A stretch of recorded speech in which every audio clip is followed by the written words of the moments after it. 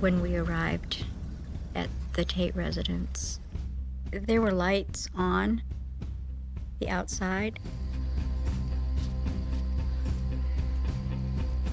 I went towards the house, and I said, "Make it stop." And she said, "No, I can't. It's too late." The screams that I heard were blood-curdling, chilling screams. 5 people, including the actress Sharon Tate, have been found brutally murdered at the home of Miss Tate and her husband, film director Roman Polanski. One of the most horror-filled, nightmarish nights of murder in the recorded annals of American crime.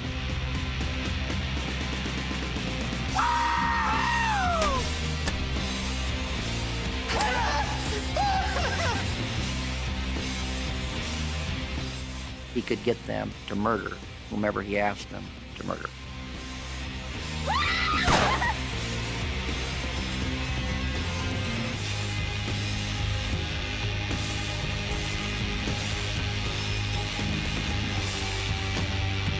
Their religion, their credo was to kill as many people as they could.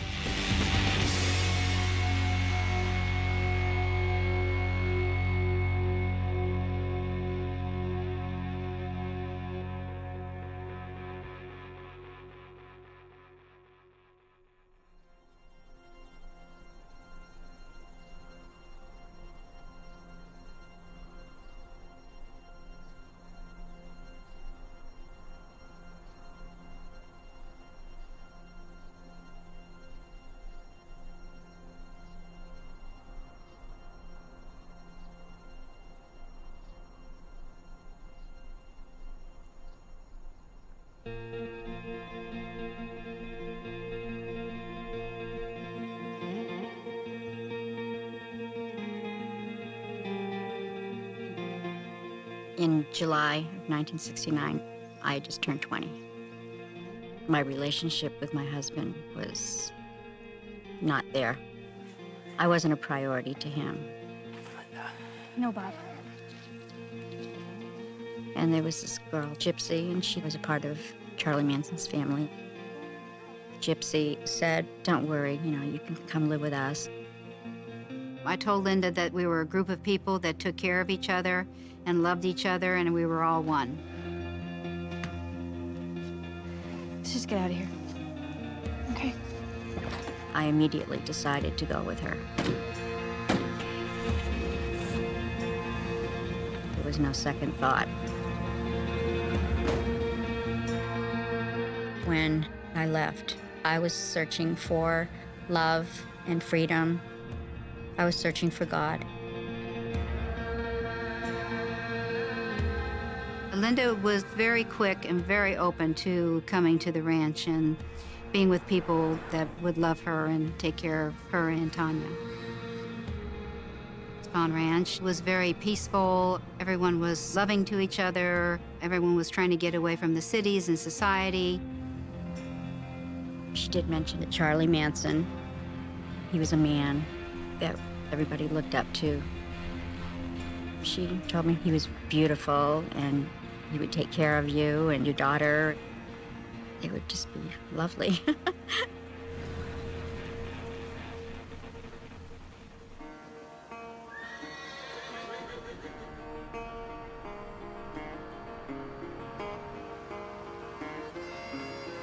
The ranch was an old movie set for cowboy movies with the saloon and the livery stables. It was dry, it was dusty, it was hot. Welcome to the Spahn. This is it, honey. It's beautiful. Hey, it's beautiful. Gypsy took me around and introduced me to people. Linda, this is Katie and Sadie. Hi. Hi. Hi. So you can hug them. Hi. They were happy to see me, which really made me feel good, made me feel wanted. Was there a party last night or something? Every night, baby. All right, we'll catch up with you later. I'm gonna let Linda know where she can crash. Bye. Bye. Squeaky, George, this is Linda. Hi. Hey. I became more and more excited. It just felt right. Hey, Clem. Leslie, come out, meet Linda. How you doing? Hey. I'm just cooking. Oh, it smells good. What is it? Oh, I'm not sure. Just a mixture of things. So how long are you in LA? I don't know. I'm just gonna see which way the wind blows. Oh.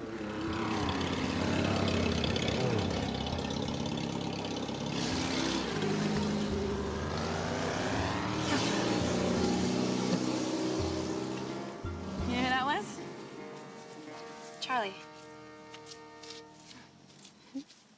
I hadn't met Charlie yet, but there was a lot of excitement, and I became very excited at the thought of meeting him.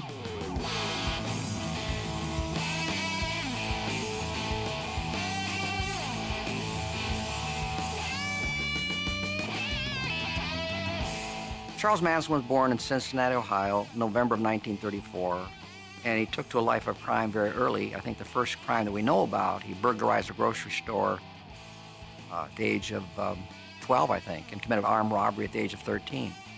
He was committing petty crimes, forging government checks, taking a woman across the state border for prostitution purposes. There was a homosexual rape thing behind bars. He put a razor blade to the throat of a co-inmate while he was sodomizing him. And when he got out of prison, he was 32 years of age. 17 out of those 32 years were spent in reformatories and prisons.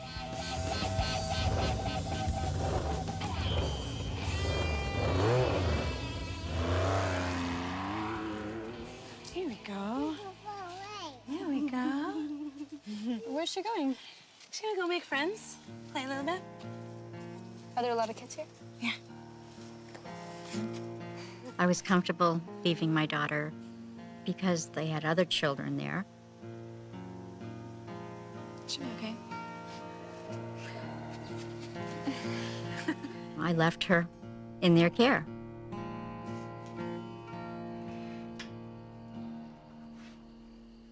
I was comfortable with communal living.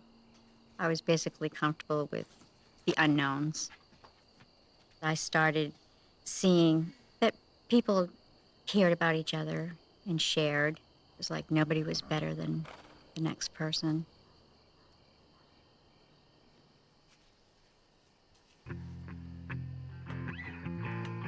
Tex was gruff and greasy, but he just always had this beautiful smile and these beautiful eyes.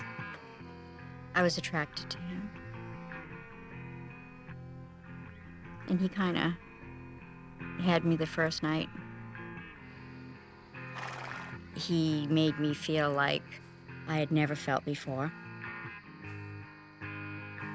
You good? More than good.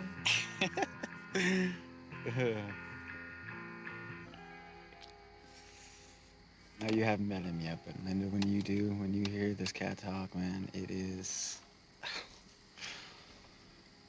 Well, he's just the greatest man, you know?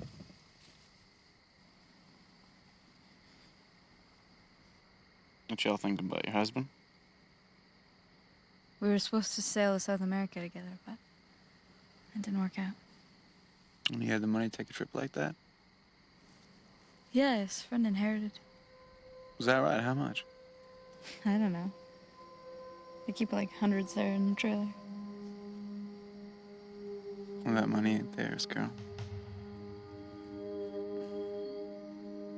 My husband's friend inherited a sum of money, which was kept in the trailer.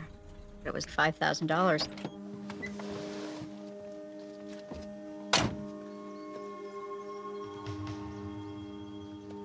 I was willing to take the money. Hello? Hello? I didn't do it to hurt my husband, but for acceptance within the family. Stealing $5,000 from somebody was a major thing. It wasn't like taking, $5 or stealing cigarettes out of your mom's purse.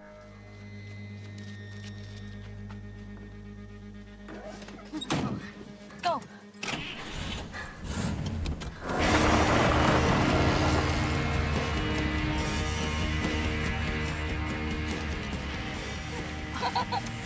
Oh my a crazy chick. I would be looked upon as, wow, she did this for us. And that's why I did it, was to give something to them. After I had brought the money back to the ranch, I finally got to meet him.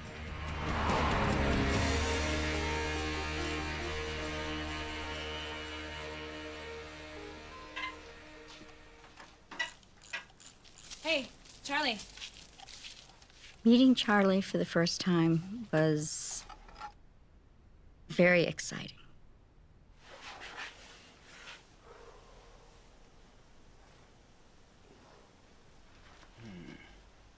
I remember he got down and felt my legs.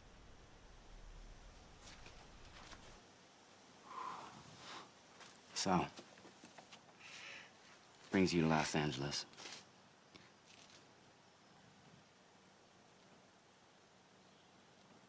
Are you still in there? Are you in there? I asked what brought you to L.A. My husband abandoned me, and Gypsy said that I'd be welcome here.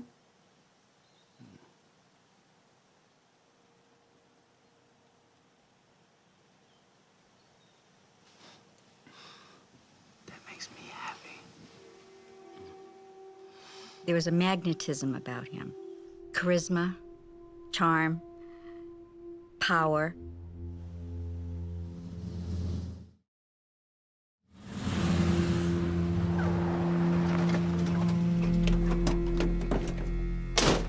Where's Linda? Where is she? My husband and the person whose money it belonged to came to the ranch. Gentlemen. No, y'all want to talk to him.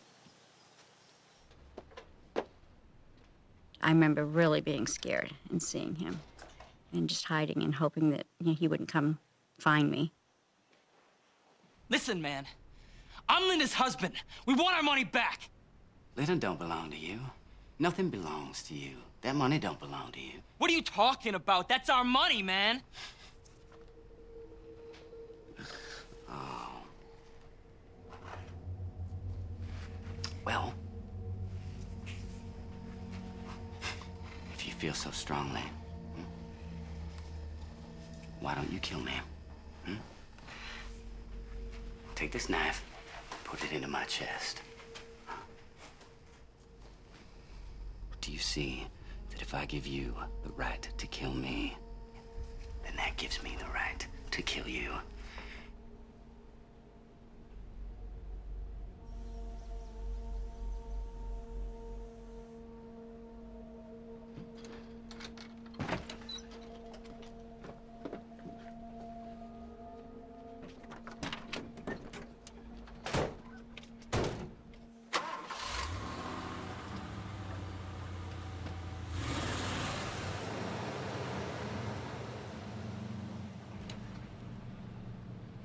He gave me the feeling that I would be cared for and that he took care of everybody.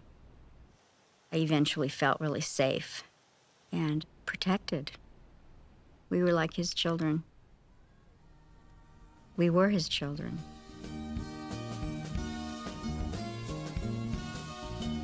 Manson gets out of prison in '67. It was at the height of the Summer of Love. And he ends up in San Francisco.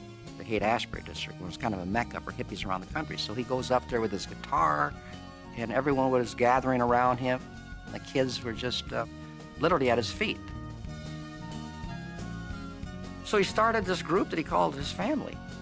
Patricia Krenwinkel from Los Angeles. Her father was an insurance executive. At one time, she wanted to become a nun. Leslie Van Houten, she was a homecoming princess at Monrovia High School. Susan Atkins, she was born in Los Angeles. She grew up in San Jose. She gravitated to San Francisco and became a kept woman, a topless dancer. Tex Watson came from Farmersville, Texas. He had almost an A average in high school, was a football, basketball, and track star.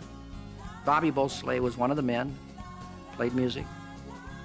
Spahn Ranch was maybe 25 miles from downtown LA, but in terms of lifestyle, it was a couple light years away. It was a timeless existence in an isolated setting.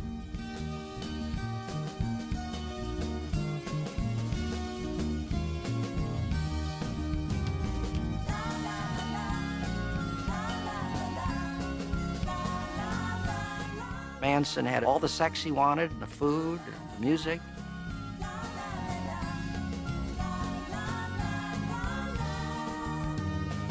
Became a little guru up there, a celebrity of sorts. People loved his music.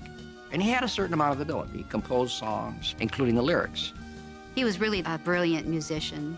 Charlie was almost Dylan-esque. He wasn't just rambling, he was really singing and making you think. A typical day would be Charlie playing guitar, telling stories, dancing around, just being free. Everybody was like one. You know, there was a harmony amongst all of us. And it was actually beautiful.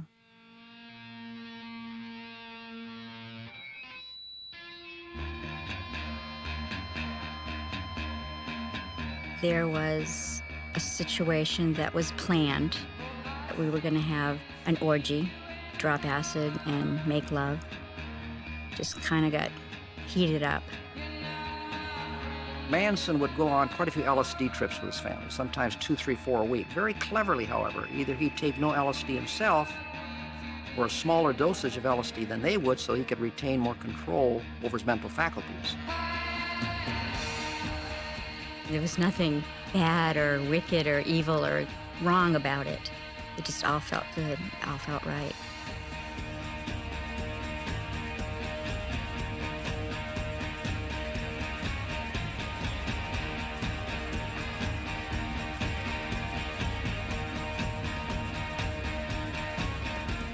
Just dancing crazy, wildly, with no inhibitions. You know, everybody's just kind of flowing, and it's just beautiful. And Manson, at that point, became a maestro, orchestrating what everyone else did. No one else touched anyone else or kissed anyone else or made love to anyone else unless Manson told them to do so.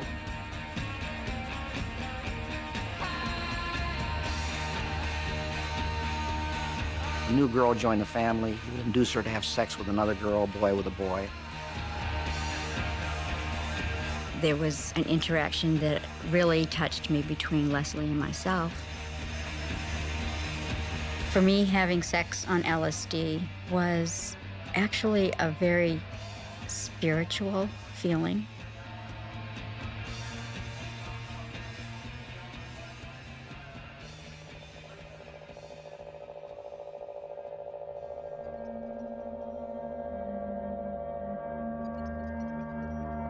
While they were on these trips, he would dig down very deeply into their psyche and try to remove many of their long-standing convictions on life. The subversion of sexuality was one way he broke down the ego. He realized that they would do whatever he wanted them to do if they had no ego. Manson got them to creep into people's homes at night, rearrange the furniture, and people would get up and they'd see all the furniture rearranged. It was a scary thing. But he had this phenomenal ability to gain control over other people and get them to do terrible things. Eventually, he convinced them that he was the second coming of Christ and the devil all wrapped up in the same person.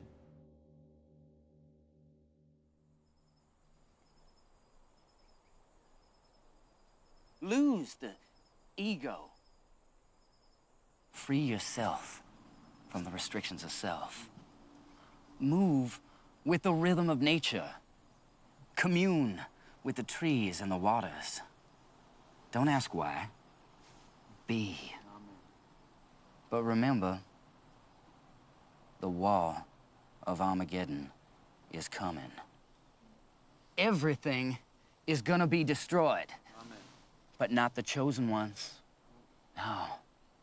And when the whole world comes crashing down, when Armageddon is over, it is we who will survive.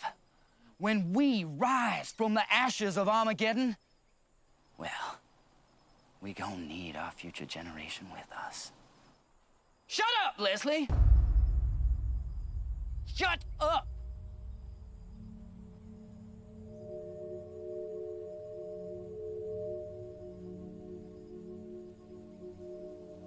We are the chosen.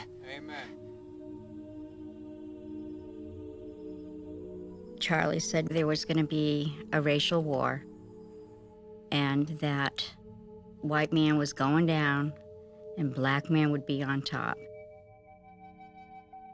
At the time, in the 60s, it wasn't so far-fetched to believe that maybe there was going to be a race war. The times were very unsettled and violent. The Black Panthers were coming up and saying Black Power, and Watts blew up in flames. They were anticipating, at that point, a war between blacks and whites, but they were not going to be a part of it. During the war, he convinced his followers, he said, I'm going to take you to the bottomless pit in the desert, a place he derived from Revelation 9 in the Bible, which is all about Armageddon. He said, the bottomless pit is a land of milk and honey, 12 types of fruit on every tree. Manson thought the black man was going to win this war. He said it was their karma, their turn to take over. They'd been stepped on by the white man for centuries. But Manson was a racist, and he believed that blacks were subhuman, that they were less evolved than the white man. So it was their turn to win the war, but he said Blackie will never be able to handle the reins of power because Blackie only knows what whitey's told him to do. So he said the black man would have to turn over the reins of power to those white people who had survived, whereupon he said, we'll come out of the bottomless pit and we'll take over the leadership of the world. He convinced them that this Armageddon was going to bring about a new and a better social order.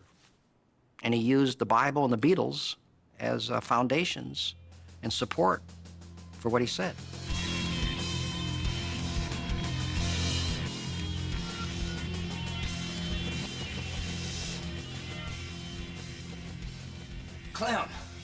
Clem, man, you gotta hear this.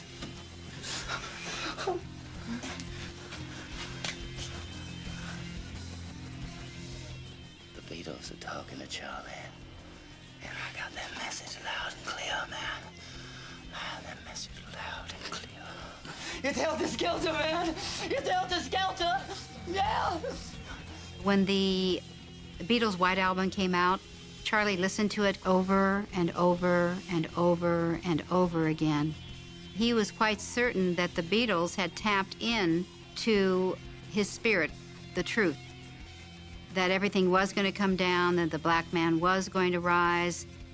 It wasn't that Charlie listened to the White Album and started following what he thought the Beatles were saying.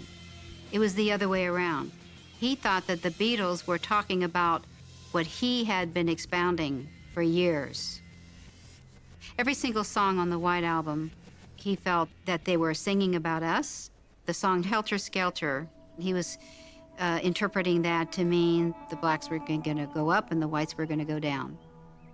Helter Skelter represented the last final destructive war on the face of this earth between men. He called that war Helter Skelter.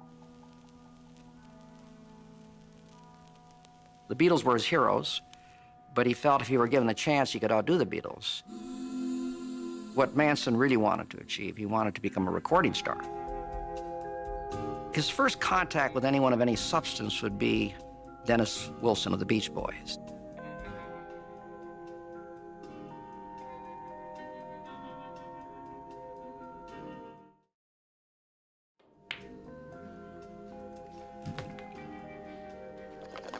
Dennis had picked up Patricia Krenwinkel and another member of the family, hitchhiking on Pacific Coast Highway in Malibu, and he brought them back to his home on Sunset Boulevard.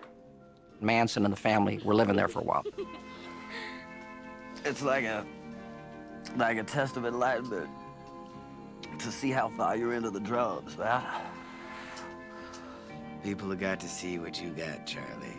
You'll have recording producers lining up into the desert. You got that right, man. Dennis Wilson, I believe, was fascinated with Charlie's mind and the kind of music he wrote. He was bored with the Beach Boy sound, and he wanted to do something more. And Dennis himself tried to record the family, Charlie and the family, several times at his recording studio at his brother's house. He saw great potential in Charlie. Hey, you heard of Melcher? Producers of Birds, Terry Melcher. He would love this. He would love the look, the vibe. I dig the Birds, man. I will set it up. You two are gonna love each other. Dennis thought that Charlie could be a rock star. He introduced Charlie to people in Hollywood, and he was always talking him up, telling whoever that they should listen to him. Dennis took Charlie to parties. At one of the parties was Terry Melcher, and he introduced him to Terry Melcher, who was Doris Day's son. There's a time for living. The time keeps on flying. Think you're loving, baby, and all you're doing is crying. Can you feel? Terry Melcher came out to listen to the family one time in '69. I remember that Charlie was very nervous. I think Charlie thought that he was going to be famous. Charlie wanted a record contract from Terry Melcher, and he thought Terry Melcher was the person that might make him a star.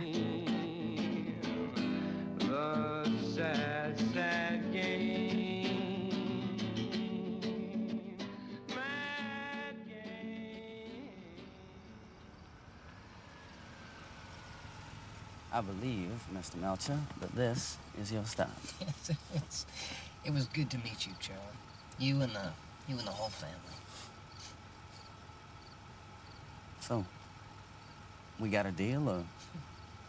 I'll get back to you. You guys, you have yourselves a great night, okay?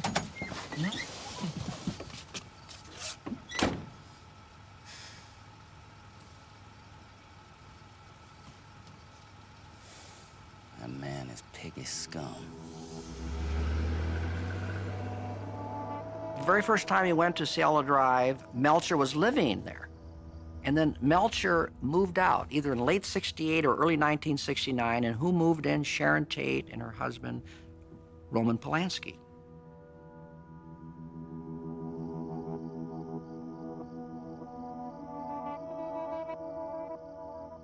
Terry Melcher said, "I'm very interested, and I will give you a call real soon." So, of course, Charlie took your word as your bond in prison. If you say something, you've got to mean it. And Charlie waited for that call, and he never got that call. Hey, Wilson, my man. You a hot fella to locate. Where you been at? Huh. Well, we're here, we're good, we're ready. Uh-huh. Yeah. I still ain't heard nothing about that deal, though. Uh-huh. So where's Melcher at?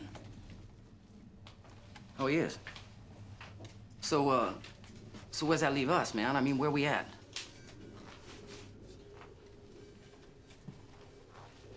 You won't say that again, Dennis? Well, we had a deal. What's changed, Dennis? What? Oh, he... And what kind of man is Melcher? Is he some kind of baby? Huh? What kind of man is that?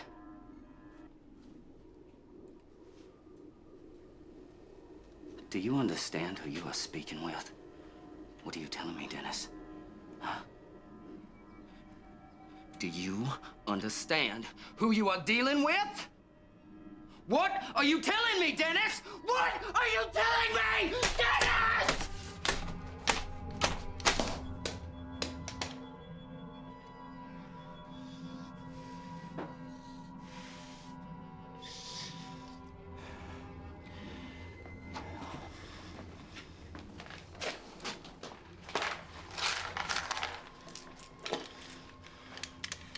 You're coming with me. We're gonna deal with these liars. Face to face. He got very upset when he didn't get the record contract. So he went looking for Dennis Wilson.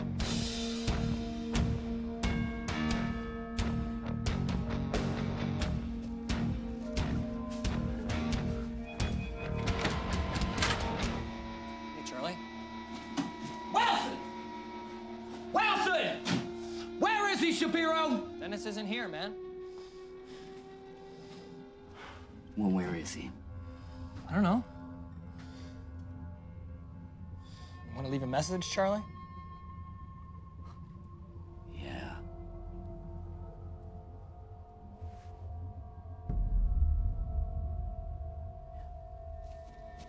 You give him that.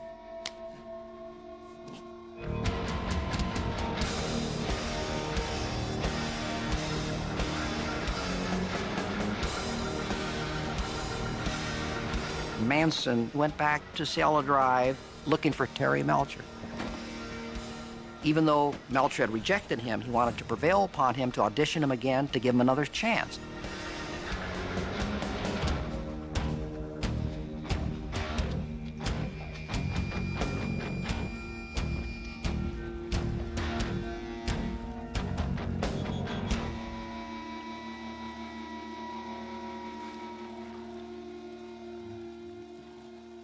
Hey. Whoa, easy, Slim. Where's Melcher at? This is the Polanski residence. No. My friend Terry Melcher lives right here. No, this is the Polanski residence. I don't know who you're looking for, but they're not here. What are you talking about, man? I don't understand what you're saying. Look, you gotta go. You gotta take that back alley and get out of here. Go! Go!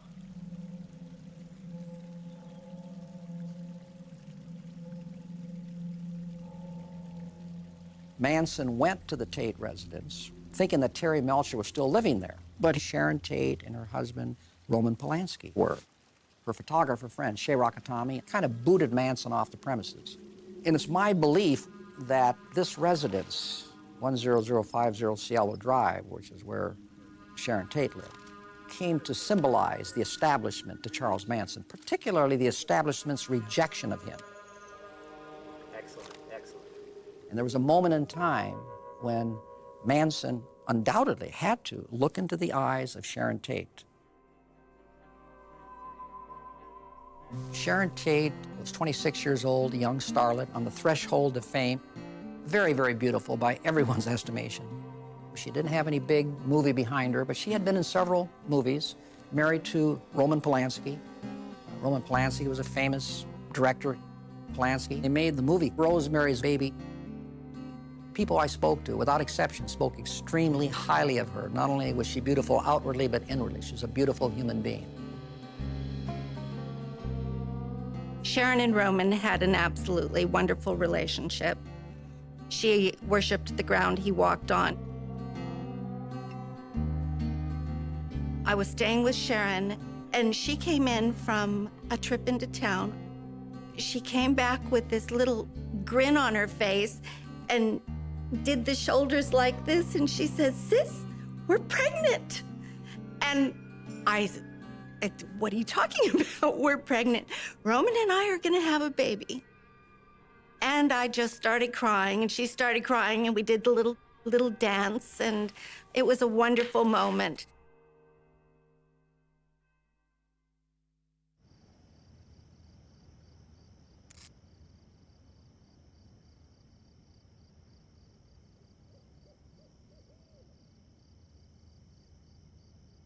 There was talk about Helter Skelter, if not on a daily basis, on a regular basis. There was an excitement surrounding it. It's like, I don't know, I guess it's like when you know there's an event that's gonna happen.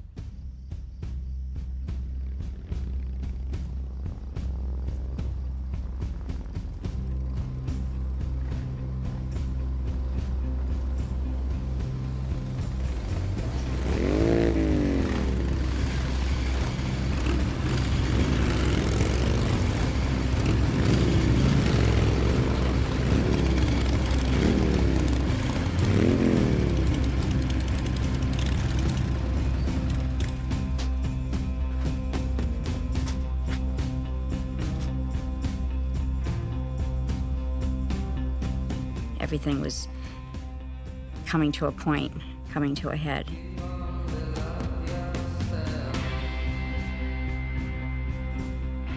Charlie told us that there was going to be a great war. Charlie said, "You know what we're going to need? We're going to need an army."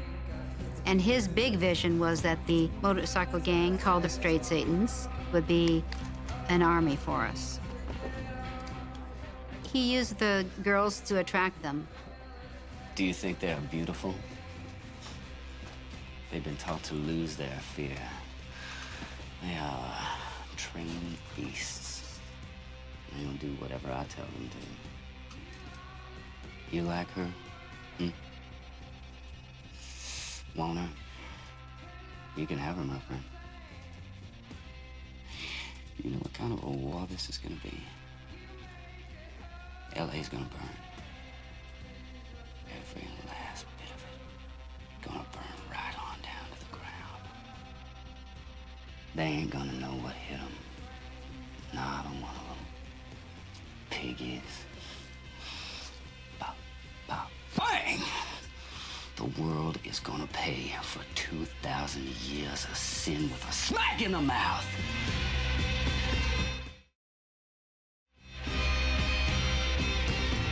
It wasn't peace and love and hippies anymore. It was almost like an army. Everyone knew that you had to do exactly what Charlie told you, exactly when he told you. It was a matter of life and death, and it was also a matter of your life and your death.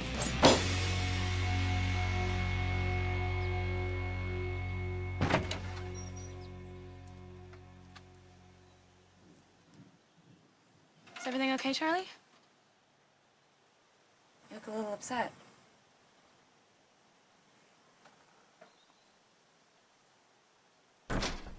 Get up, Gypsy! Okay, Get up! I'm sorry. Shut up! I'm sorry. Shut up! Did I ask you a goddamn thing? Shut up! Ah! You know what your problem is? You think too much and you ask too damn many questions!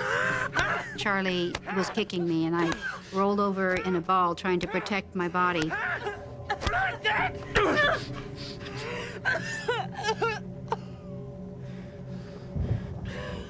I didn't know why he beat me.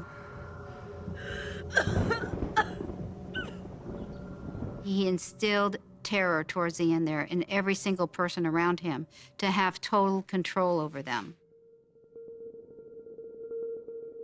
The main reason why we all stayed was a deep-seated belief that what Charlie was saying was true, that the cities were going to burn, people were going to shoot each other, and the only way to survive was to band together with this group of people. The music was not happening anymore. Everyone knew that we needed money to survive. So now Charlie was trying to get money any way he could. He went back into his criminal thinking.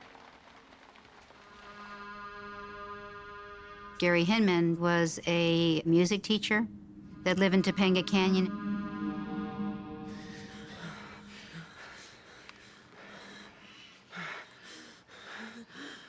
Charlie had an idea that Gary Hinman kept money at his house. Shut up, Gary! Shut up. Gary Hinman furnished drugs to the family. He was not a member of the Manson family. He was an associate. Manson sent Bobby Beausoleil and Susan Atkins over to Hinman's residence to get money. Hinman said, I don't have any money to give you. So Beausoleil called Charlie back at the ranch and said, Gary's not giving us any money. He says he doesn't have any money. So Manson goes over to Hinman's residence. He has his sword with him. You owe us. Why don't you pay what you owe? We've helped you, huh? Haven't we? We help you? We paid you for our drugs. Why won't you help us?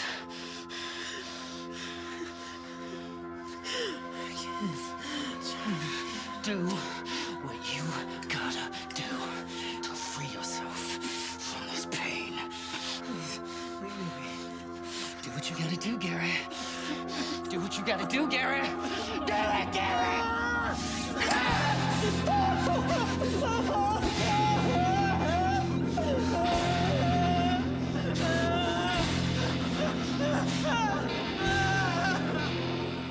Hinman was refusing to turn over any money. Manson proceeds to slice off a part of Gary Hinman's ear.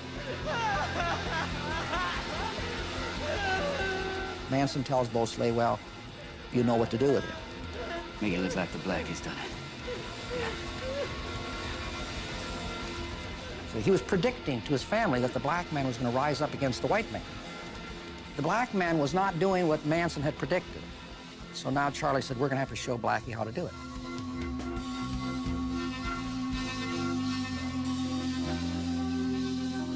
After killing Gary Hinman, Bobby Beausoleil dips his hand in Hinman's blood and leaves on the wall the paw print.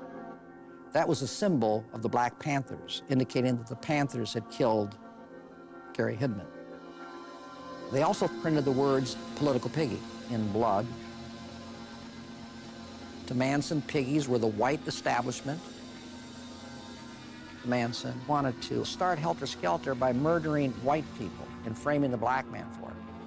He wanted to ignite a war between blacks and whites.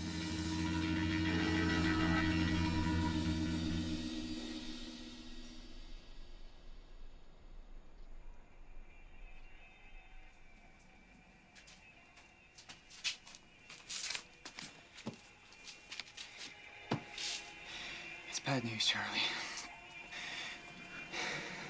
They busted Bobby.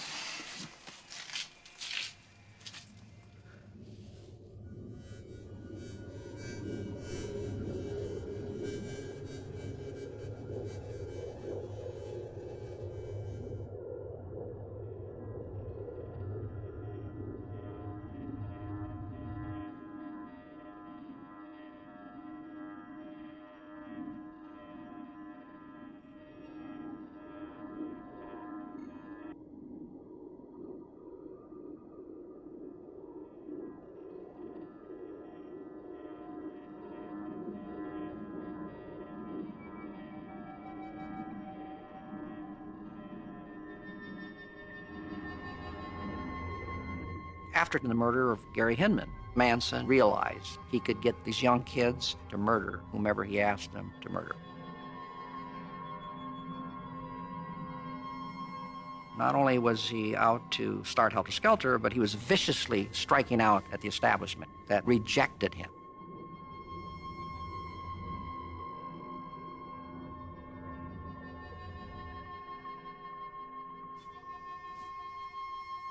Oh, I really hope we go to Venice for milkshakes. Really? That'd be awesome.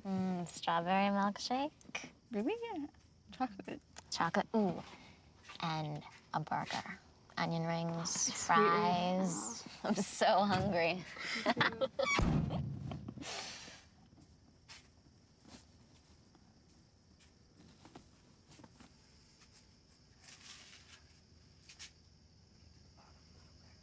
I thought we were going to go on what was called a creepy crawly mission.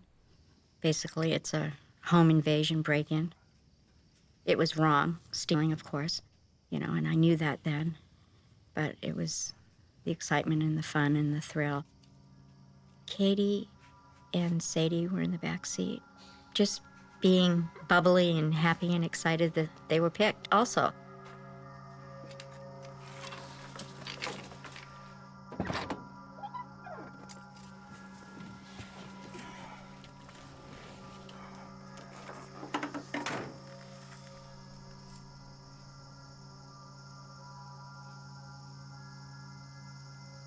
You girls leave a sign. I'm gonna do something. Do it right. Something witchy.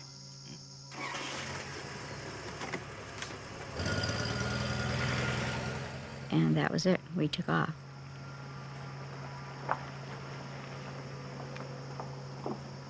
Before we left the ranch, I remember that we all took some speed. A white capsule was handed to me, and I took it.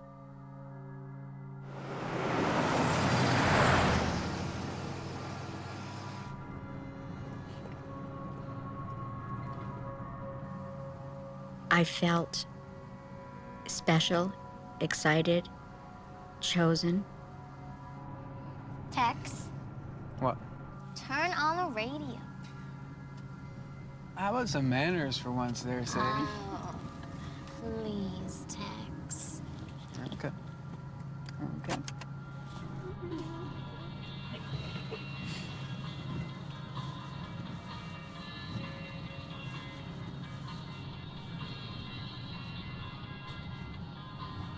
doing okay, honey? Yeah. Where are we going? You wait and see. Wait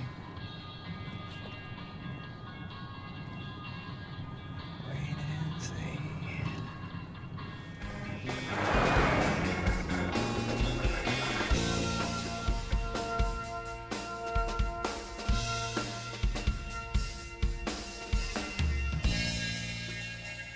The last time that I had called Sharon that evening was probably in between 11:30 and midnight, just prior to midnight, somewhere in that zone. She had her friends, Wojtek and Abigail, and Jay Sebring visiting her. Jay Sebring was the first innovator in men's hairstyling. He was a very dear friend of Sharon's, but had actually started off as a romantic interest. And it was a very close friendship after the romantic interest had ceased. Abigail Folger, heiress to Folger Coffee, and her boyfriend, Wojtek Frykowski, were visiting her that evening as well. Roman had been away in Europe the whole summer. He was due to come back in a day or two, and she just couldn't wait. She really wanted to do the mommy and daddy at home in their sweet little nest with waiting for their little chick to arrive. You know, she really, really was looking forward to that.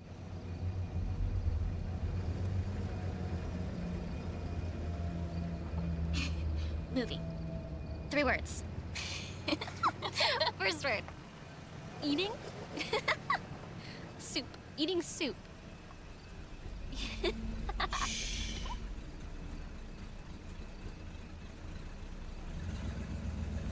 When we arrived at the Tate residence, there were lights on the outside. The driveway was lit up. All right, watch for me.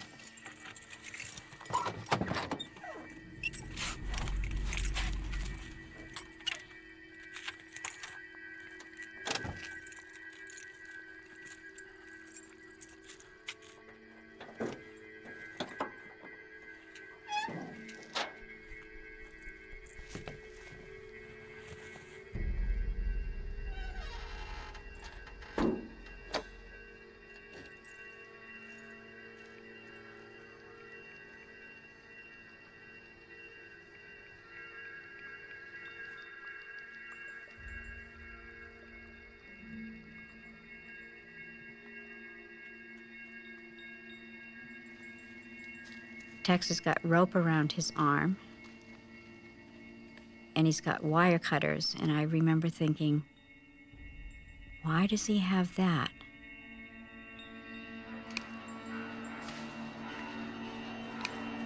He cut the telephone wires.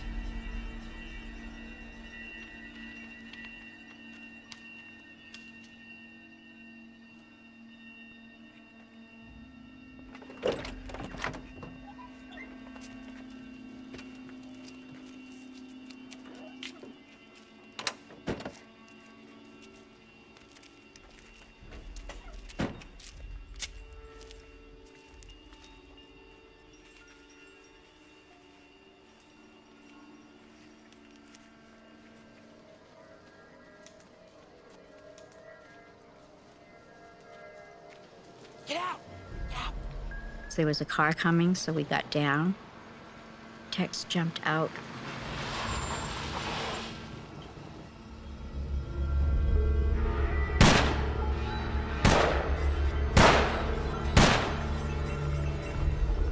Tex shot the gun 4 times. Bang, bang, bang, bang.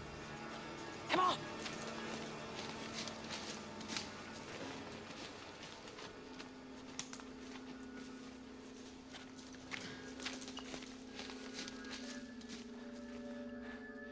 Linda, get his wallet. Get his wallet! He told me to to take the wallet from the kid that he shot. I got in the car. There was this person slumped over. I didn't see any blood or anything, but I knew he wasn't there. Go around back. You two come with me. Tex told me to go to the back of the house. And him and the girls went to the front of the house.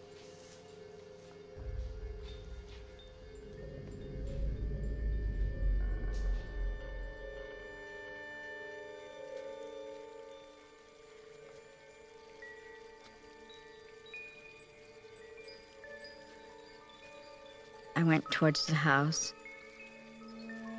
There was a swimming pool there.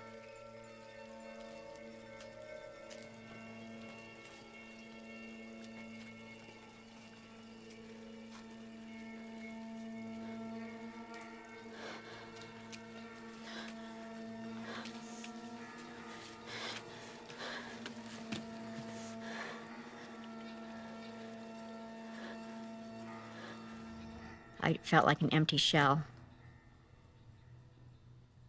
It's like my body was there, but I wasn't. Everything is locked. Don't freeze amazing.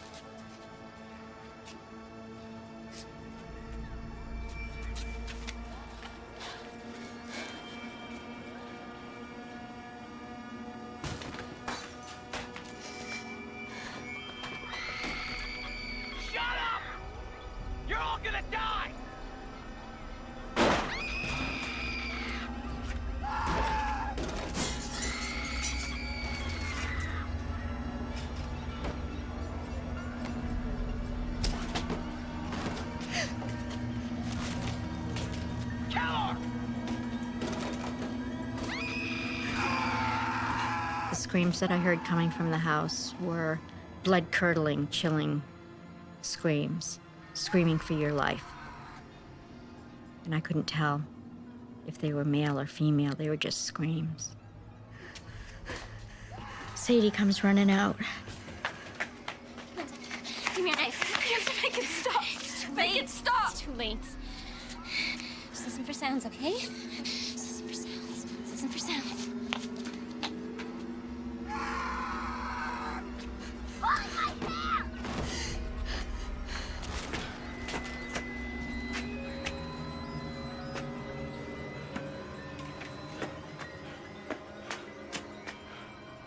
And I saw a man. And he had blood all over his face. And he looked right into my eyes. And he was dying. But in his eyes, what I saw was that I felt he was dying because of me.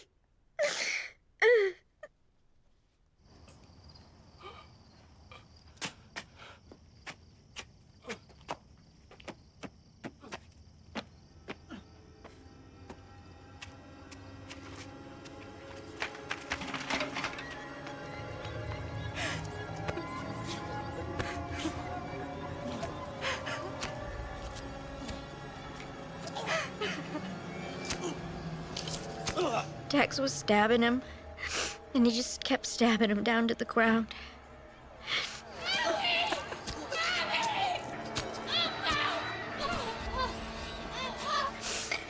And I saw a woman in a white dress, and she had blood all over her, and she was screaming. And she was calling for her mom. And I saw Katie stabbing her.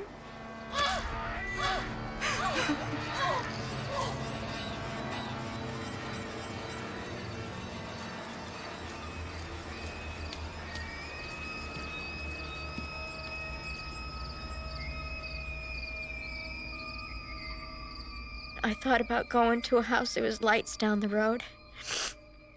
And I was gonna do that, and then I said, no, don't do that, because they'll find me and they'll go there and they'll kill all those people.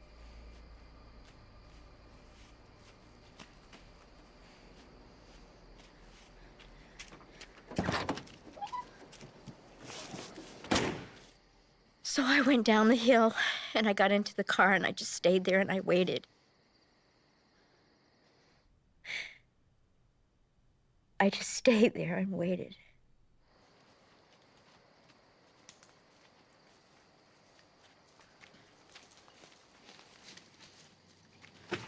Get over. They were all covered in blood.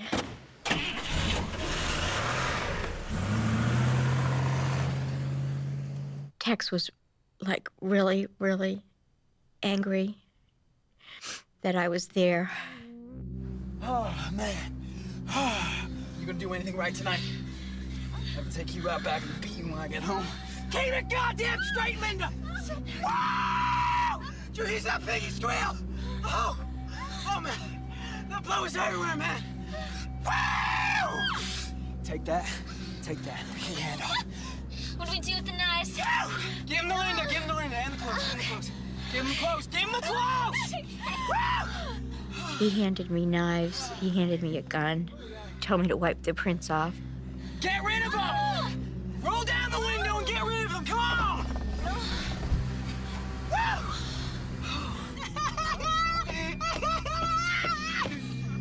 I think they hurt my arm. It was real hard. Getting the knife through the bone. I think I strained it. Katie was complaining about her hand hurting. That while she was stabbing Abigail, the bones were in the way, and it was hard for her, so it hurt her hand.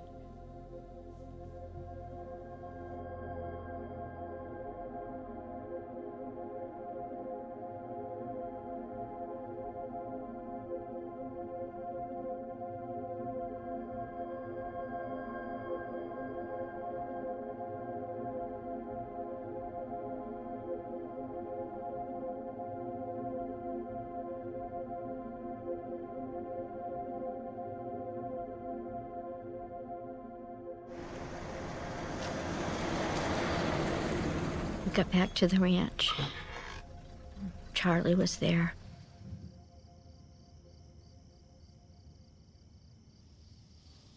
All good?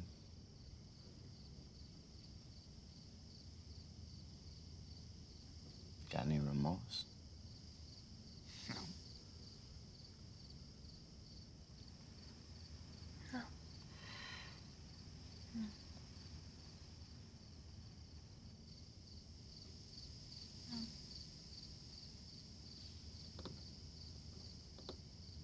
Good.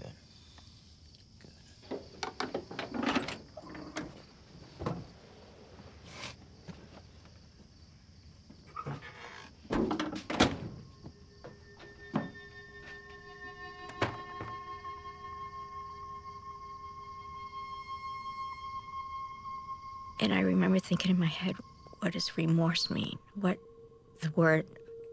the word remorse?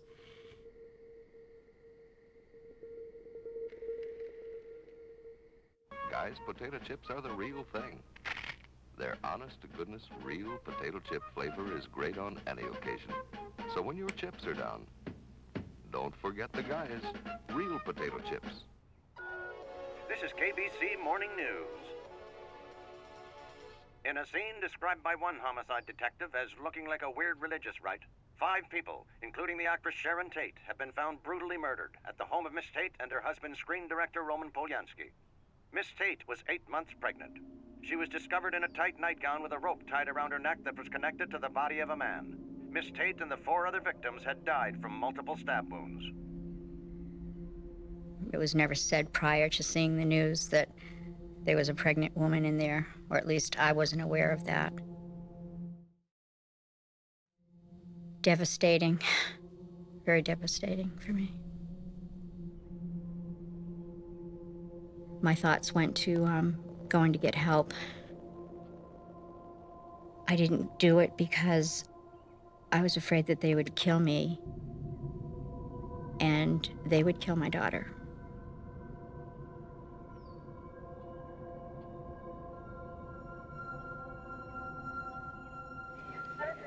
At 8:30 this morning, Winifred Chapman, an employee, came to work at 10050 Cielo and found several bodies in the house, and immediately the police were notified.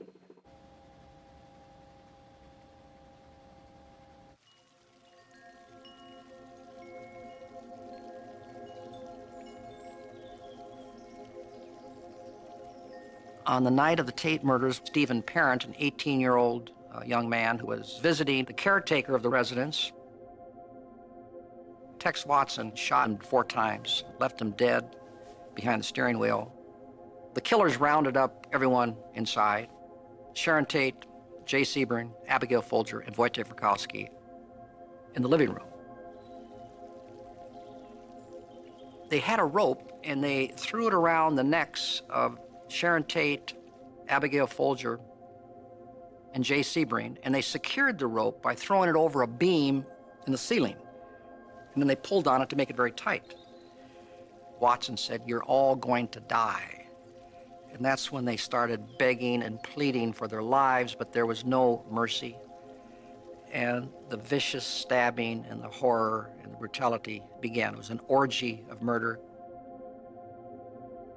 Wojciech Frykowski was stabbed 51 times, shot twice, hit over the head with the butt of a revolver 13 times. Abigail Folger was stabbed 28 times.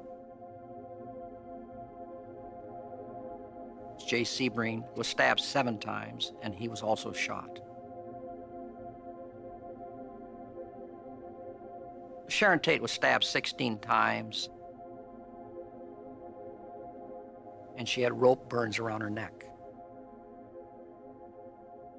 Susan Atkins told me that she told Sharon Tate, "Look, bitch, I don't have any mercy on you. You're going to die."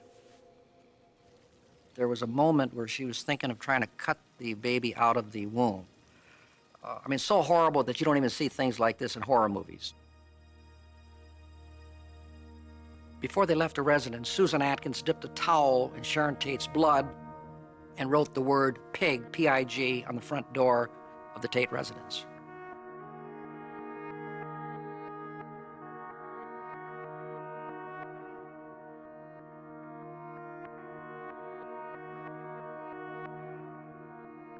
Roman was an absolute basket case on the other end of the telephone.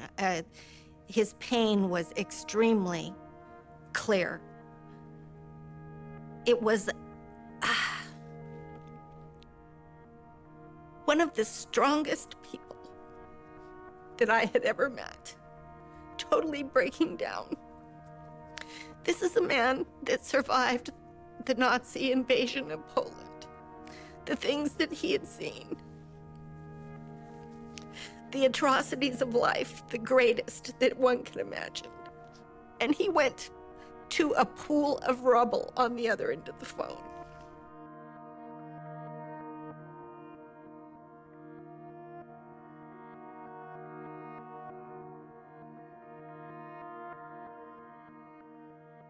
Manson, on the night of the Tate murders, was trying to ignite Helter Skelter. It didn't make any difference who the victims were. But as long as he was going to start Helter Skelter, he may as well choose a home that, in his mind, represented the establishment to him, particularly the establishment's rejection of him. The residence symbolized the show business establishment that he was trying to penetrate, and they rejected him.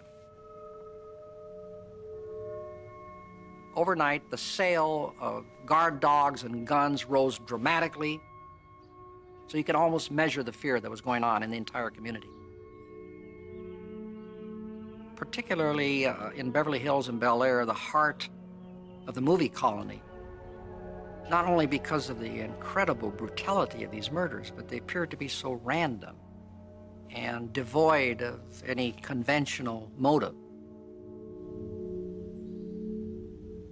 Manson already had plans to murder prominent movie star personalities like Frank Sinatra, Liz Taylor, Richard Burton, Steve McQueen, Tom Jones. Their religion, their credo was to kill as many people as they could, and they were not about to stop here.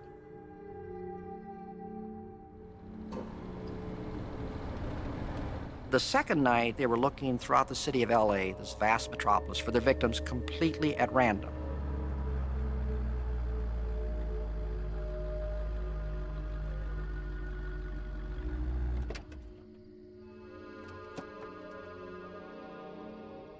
Lino and Rosemary LaBianca lived at this residence. I think it was 3301 Waverly Drive in the Los Feliz area of Los Angeles. Lino was the owner of Gateway Markets, a small supermarket chain in LA. His wife had a very successful boutique.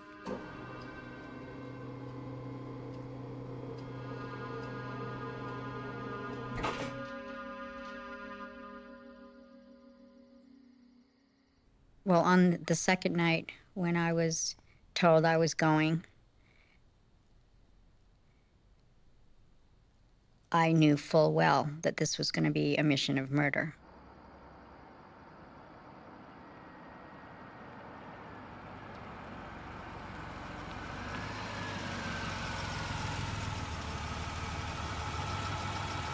Charlie went with the rest of us because he said that the murders the night before were too messy and that he was going to show us how to do this.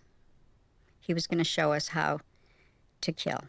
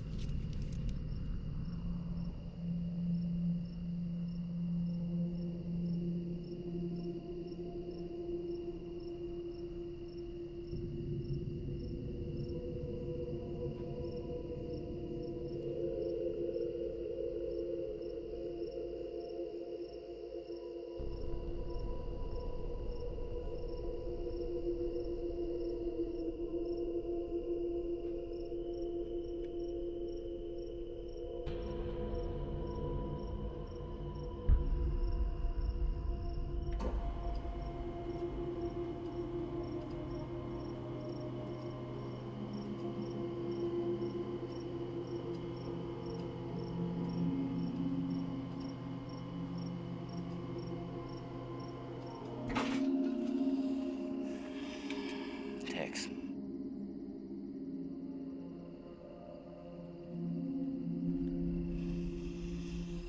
Katie.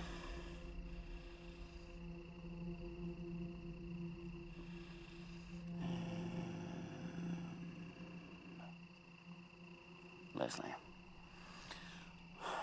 Go on now. Go with Tex.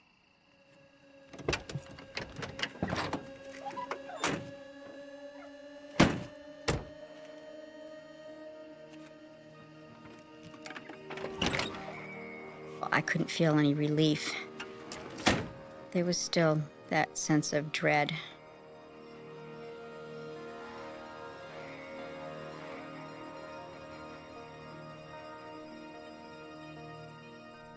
I mean, I knew some people were going to be killed.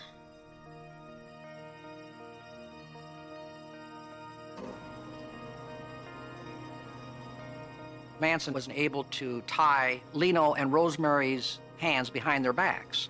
And he sends Tex Watson, Patricia Krenwinkel, and Leslie Van Houten into the house with instructions to kill them.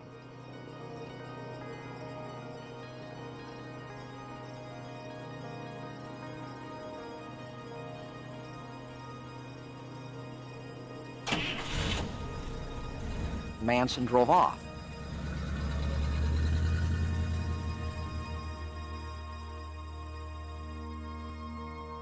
Rosemary LaBianca had 13 post-mortem wounds. She had already died, and Leslie Van Houten continued to stab. Now that shows, gusto, relish, enjoying what you're doing. Leslie Van Houten later said, the more I stabbed, the more fun it was. So poor Rosemary had 41 stab wounds.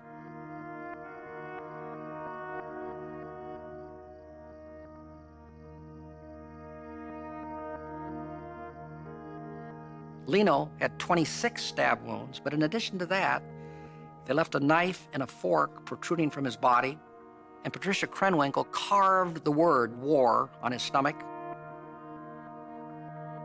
The police, when they arrived, found, if I recall, a pillowcase over the heads of Rosemary and Lino, and there was a cord from a large lamp next to each of them, wrapped around their neck, very, very tightly. And they wrote the words Helter, Skelter on the refrigerator door in blood. They wrote the words death to pigs and rise, R-I-S-E, on the wall of the living room.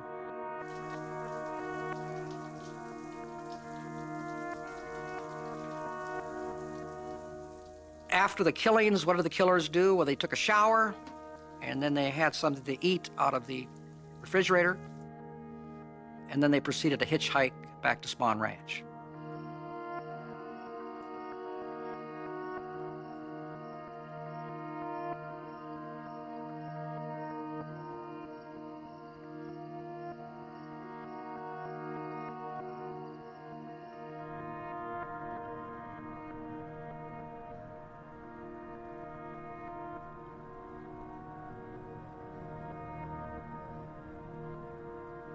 He asked me about a person that I had met on the beach days before.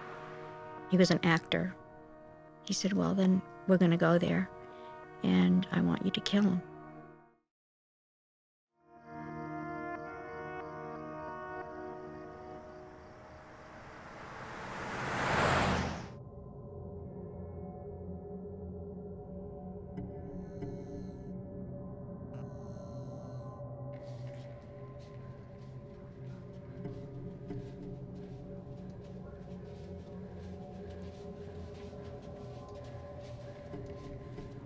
Charlie took off, and myself, Sadie, and Clem were left there to do this job that he told us to do, which was to kill this actor.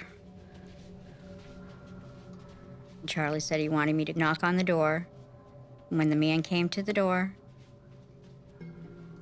to just slit his throat.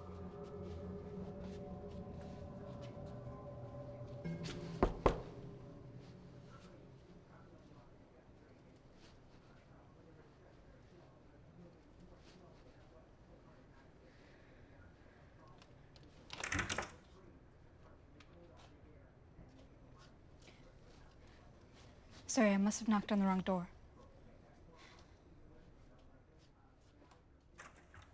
The only thing to do was to thwart the plan and knock on the wrong door.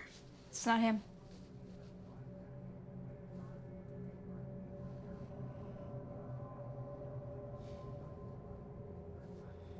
Let's just go back if we can't find him.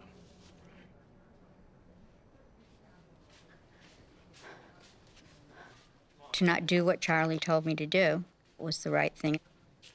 I just wasn't going to kill somebody.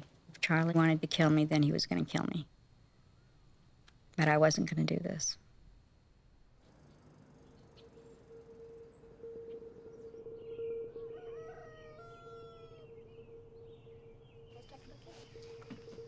I felt like I was facing death. What convinced me that I had to leave was the fact that innocent people were being murdered by this family that were supposed to be loving and caring and kind, and were basically little robots doing this killing that I didn't want to be a part of anymore.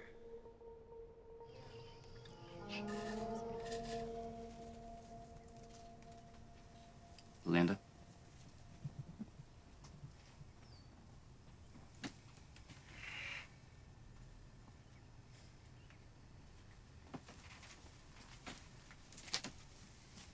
I'm gonna need you to do a little something for me.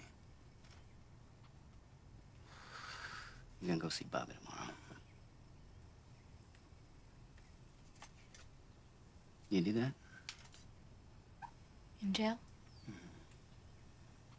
See if he's okay. See if he knows what he's gonna say.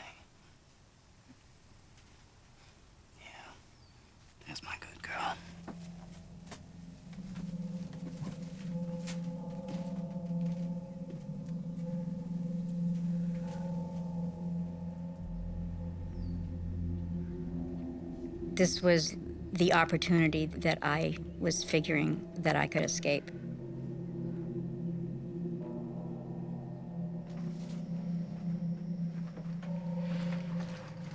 I went and packed a bag for my daughter. I had to hurry up and almost hold my breath so nobody would sense or feel my fear, my anxiety, my urgency to just hurry up and get out of there.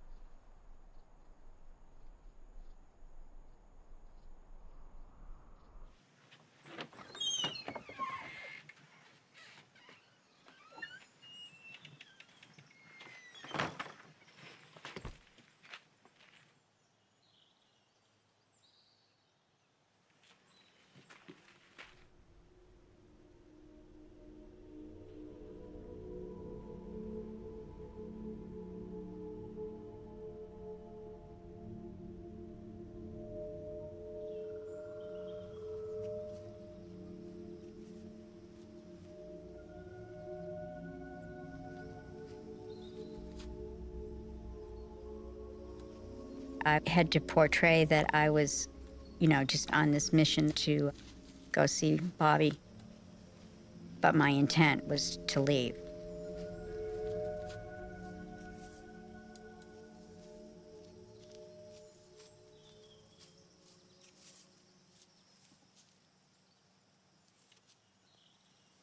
Where are the kids? They moved them over by the caves. What do you want with them? Nothing, I was just wondering.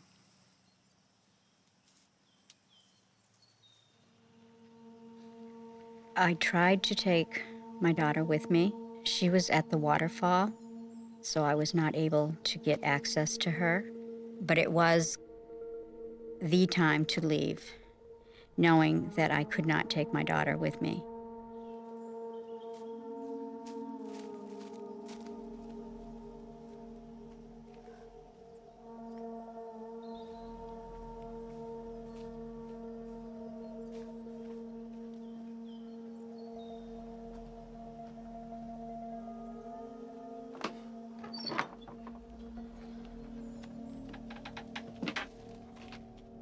Charlie?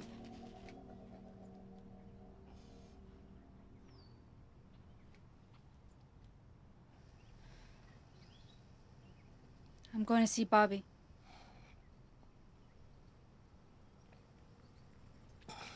All right. Bye, Charlie. I was terrified. I was afraid that he was going to be able to read me.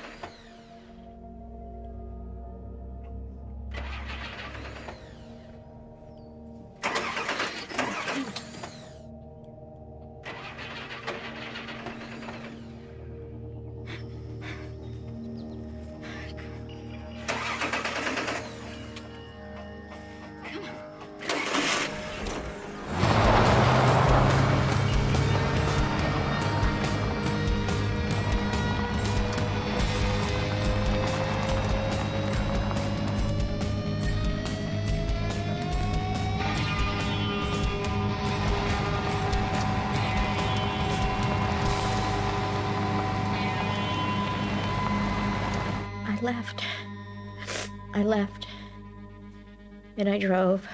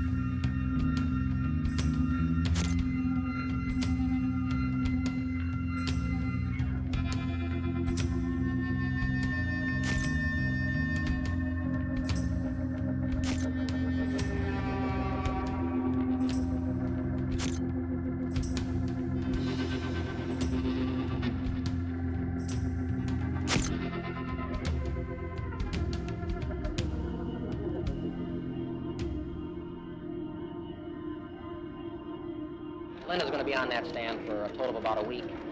Let's face it, she is the proverbial star witness for the prosecution.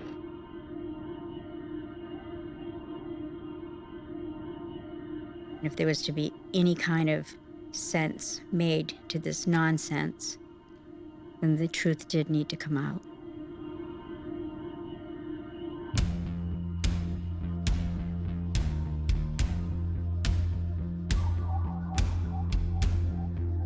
They were average American kids, and that's what was so shocking. You would never dream that these people would be mass murderers, so it shocked the entire country. Only Manson had a motive for these murders, and that motive was Helter Skelter, to ignite a war between blacks and whites. So it was a combination of motive and domination over his family that allowed me to convict Manson of the 7 Tate LaBianca murders.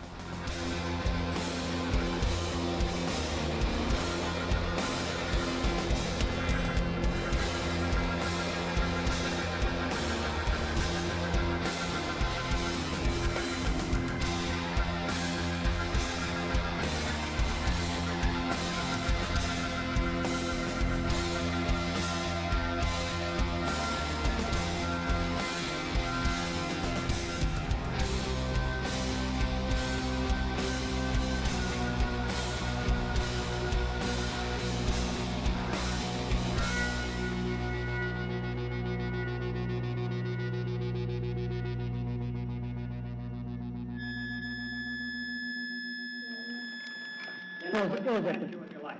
Excuse me? What do you plan to do with your life now? I'd like to go into the wilderness with my children, get down to nature, and be closer to myself and closer to God. It's a tragedy to Linda Kasabian that she got involved with the wrong group of people, and this has haunted her for the rest of her entire life. But believe me, she was not cut out of the same cloth as the Manson family co-defendant. She was different. She was more like a flower child, a real hippie. She's not a murderer.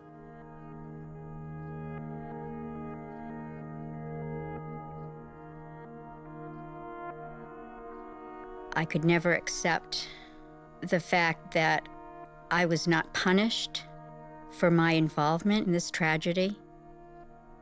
I feel then what I feel now, always and forever, that it was a waste. It was a waste of life that had no reason, no rhyme. It was wrong, and it hurt a lot of people. Still, now, today, and always forever.